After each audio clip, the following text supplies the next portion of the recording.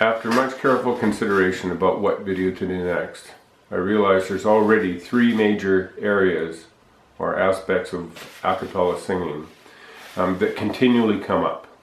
One, vocal production. Two, the ringing of chords. And three, harmony itself. So one, vocal production, with regard to tonal quality or timbre, involves many aspects, but where it involves pitch and timbre, so vowels, not consonants. Two, ringing of chords that we revel in when it happens, but many have trouble hearing, and most have little understanding of what it is or why, let alone how to achieve it or enhance it. And three, harmony is the relationship between two or more parts, in our case four. It must be pretty fundamental to our art form. It's the name of our society. So, before we investigate these three areas, could you please try to answer a couple of questions in order for me to see if what I've assumed is true. So, and be careful not to say what it is, just if you think you know. So one, how many of you have an idea of what natural phenomena lies at the basis of these three aspects? Timbre, ringing of chords, harmony. So what natural phenomena? How many think you know? And I want to actually see hands up. I'm going to count when you watch this video. So hands up, how many knew that it's the harmonic series? Okay, and I want to see how many actually knew that. Maybe I should ask too, how many guessed it because of previous conversations with me even 20 years ago? Okay, so that's where we're going. But this first video will actually show the harmonic content in the voice and how controlling the formants through vowels changes the harmonics or timbre of the voice. My intent was to give you the goods right up front and then try to explain the harmonic series after you had seen and heard that the harmonic series is in fact what you were seeing and hearing. But you need some basic understanding first. Like, many of you have probably wondered how it is that the one note I'm singing or hearing actually has other notes inside it that I can't hear, or occasionally may have a hint of something. Isn't pitch or frequency like a wave or a speaker going back and forth? So how can it be going back and forth fast? Well, it's also going back and forth slow. Well, that's your answer.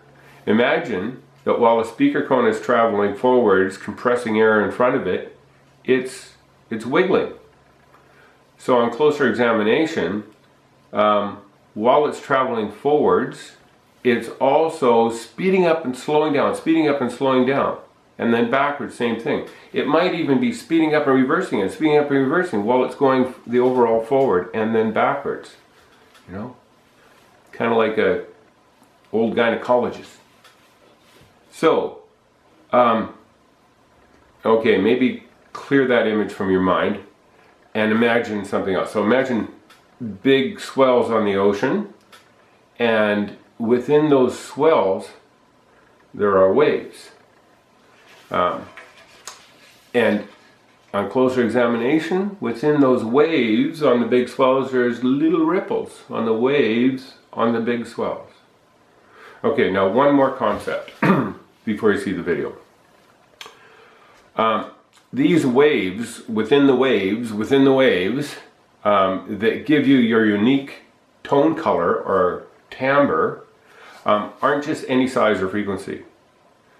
They are half the size of the big wave, or 1/3 the size, or 1/4 the size, because they have to fit evenly and exactly within the big wave. This creates a set of proportions between the wave frequencies, like 2:1, 2 that fit inside, 3:1, 3, 4:1, 5:1, 6:1, and so on, pretty much forever. Now, that set of proportions produces the harmonic series. So a musician hears that set as follows. The fundamental, or big wave, is the note that you're singing or hearing. The next biggest wave that fits perfectly into the fundamental is the second harmonic, fits in twice, and sounds one octave up, which makes it the same note name. The third harmonic is 3 times that frequency and sounds a fifth higher than that. Not an octave, it's a fifth. And then the next one above that is a fourth above, and then a third, and then a minor third. And so you can see each new harmonic is getting closer and closer, a smaller distance from the previous one. In notation, it would look like this. Okay, so in notation, it would look like this. On a keyboard, it would be the corresponding numbers. So I put this harmonic series in C, meaning that this low C down here, if you were to sing that, these would be the harmonics within your voice. Now, unfortunately, my low C isn't very good, but let's say I was singing that note. I would also have the octave above it as the second harmonic, vibrating twice as fast as the first one. Then the third harmonic would be the fifth, and then the fourth harmonic would be the same octave again, because it's double what the second harmonic is. And then the fifth harmonic, let's make it third, and then the sixth harmonic, and the seventh, and the eighth, and the ninth, and it gets really hard because they're kind of in the cracks here. That's why they've got these dots on them. You can't line them up. In fact, you really can't line up any of them, but we'll go into that later. These are approximately what the notes are. You can line up the first one exactly. Okay, that's musically what the harmonic series is, and this pattern of the octave, fifth, octave again,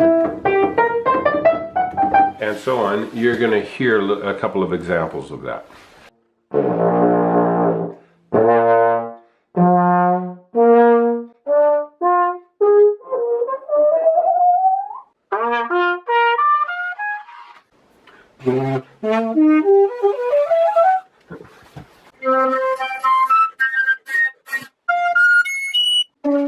You see what I did there? I made them smaller and smaller and faster and faster.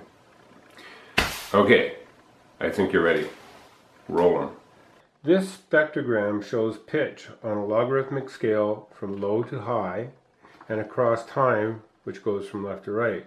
Spectrograms or spectrum analyzers are extremely useful with not only sound, but light or vibrations of any kind, including, say, earth tremors in the field of seismology. It mathematically breaks down complex sounds or vibrations, like the human voice, into its various frequency components. When we sing a note, say A440, we are producing not only a vibration of 440 vibrations per second, but also all of its multiples in various strengths at the same time. So A440 is also double, 880, triple, 1320, and so on.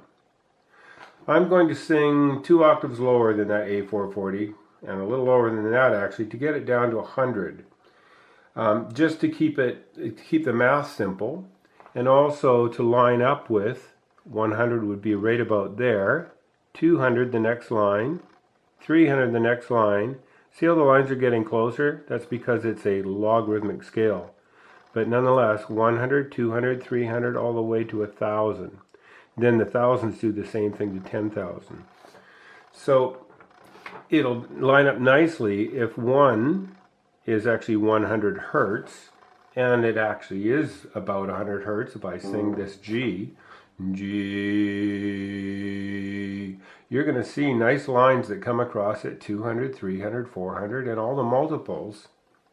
So just to prove it, sing A flat, it's pretty close. A flat, you can see the lines are slightly above what's on that scale, but it's about 100. So there's the A flat. If I go up, so that's the fundamental, 100 hertz or thereabouts, and all of its multiples. If I go up to the next one, 200, and play that note instead, you'll see that its scale starts there, and it would be 200, 400, 800, and so on. If I go up a fifth, that's the next one, 300 hertz, you see it's the third line up. 100, 200, 300, and all of its multiples, 300, 600, and so on.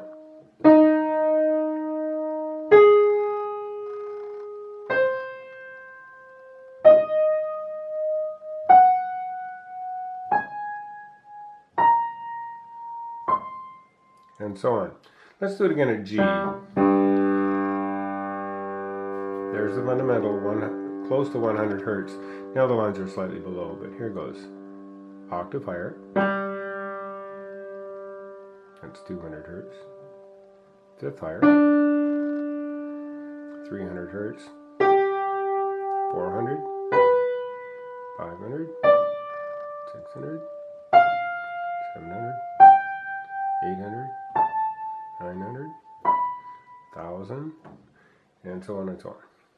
Now, if I use my voice instead, I might be able to line it exactly up on that low 100 hertz.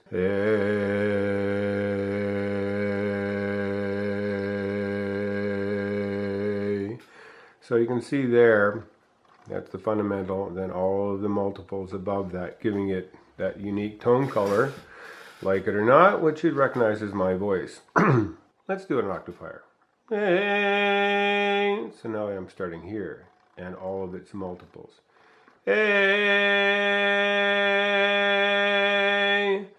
And that's a fairly bright sound, lots of squirrel. Here's a fairly dark color. And I'll go to a bright color.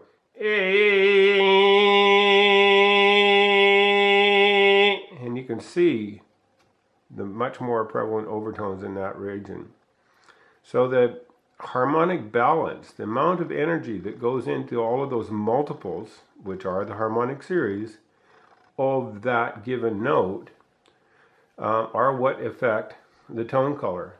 So let's have a look at what vowels and voice placement in the first two formants that form the vowels, what they actually are. So this is on YouTube called Natasha's Tao of Overtone Singing, and I highly recommend that you have a look at it.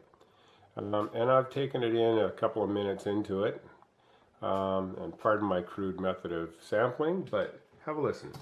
3 phonetic techniques. They are all the same, because here you move the lips, yeah? And here you move the tongue. Yeah?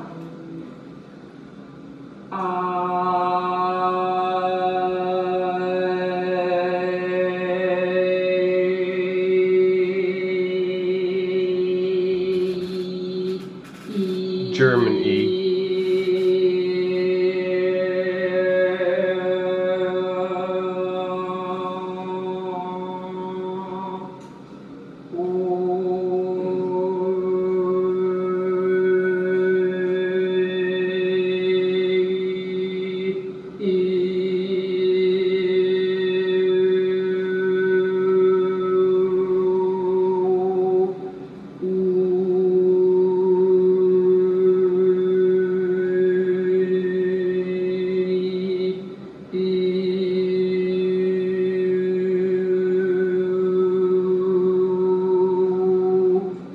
Okay, so let's see that again, this time with my phone over here, taped to the computer screen.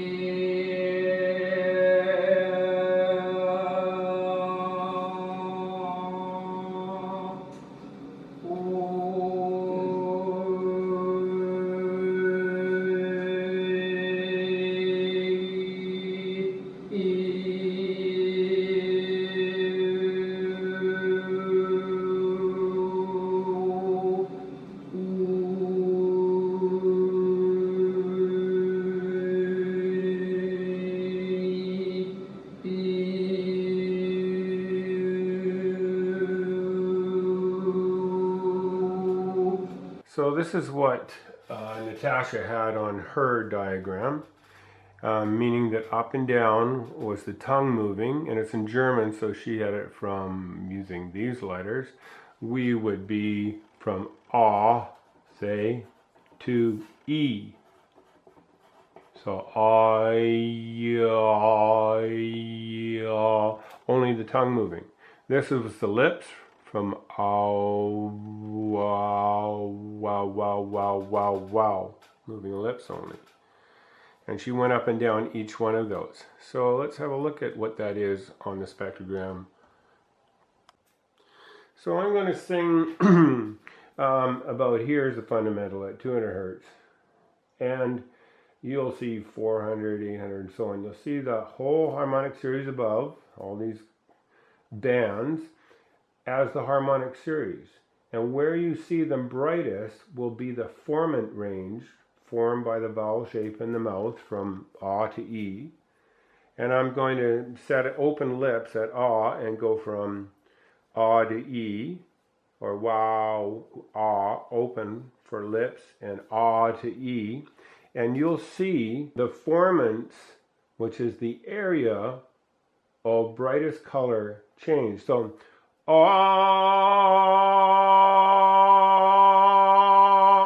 right away you see this is the fundamental, and then octave, fifth, octave, third, and so on.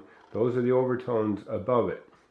The bright area is where it's likely to be excited the most, because my vowel cavity is a resonant frequency of it in the harmonic series. Here you see it bright. I'm going to move that area up and down.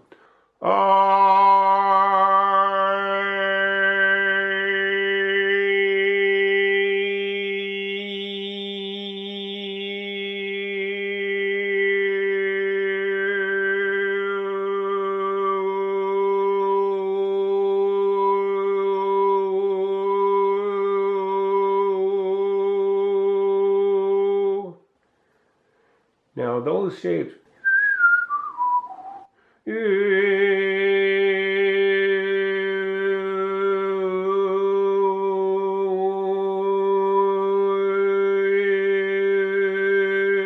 can hear da da dee da da, but in the whistle. And in fact, your vowel cavity size by the ah would be the whistle sound. So if you go, if you made a whistle sound, it is a reflection, if you will, of that area, that reverberant area that you've tuned your mouth to accentuate whatever harmonics happen to be above the note you're singing. So the formant place doesn't really change. The harmonics do with the note, but the place of the formant. So let's look at a bright colored area again as the formants.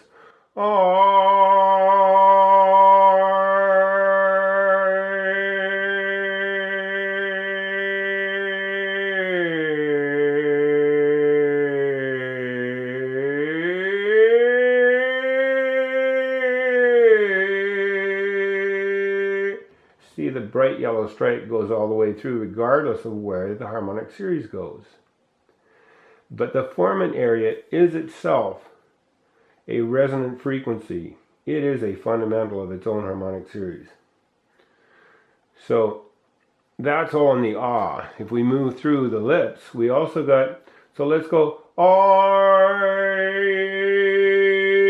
not E, and not ah, but A.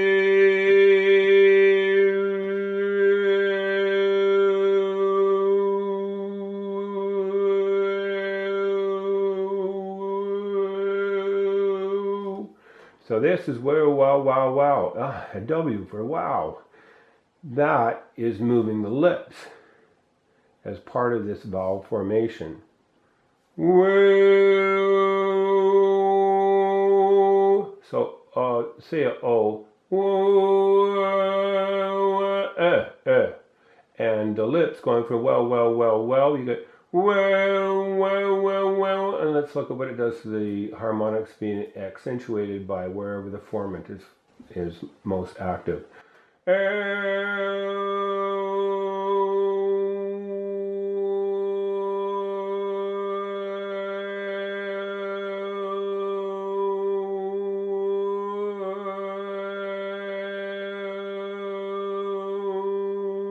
That's wow, wow, wow.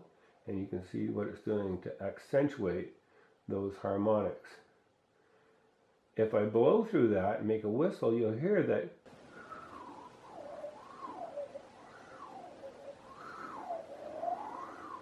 it's the same area if you made a whistle tone. It is, if you whistled with that shape, those lips at that vowel, you would get that resonant frequency.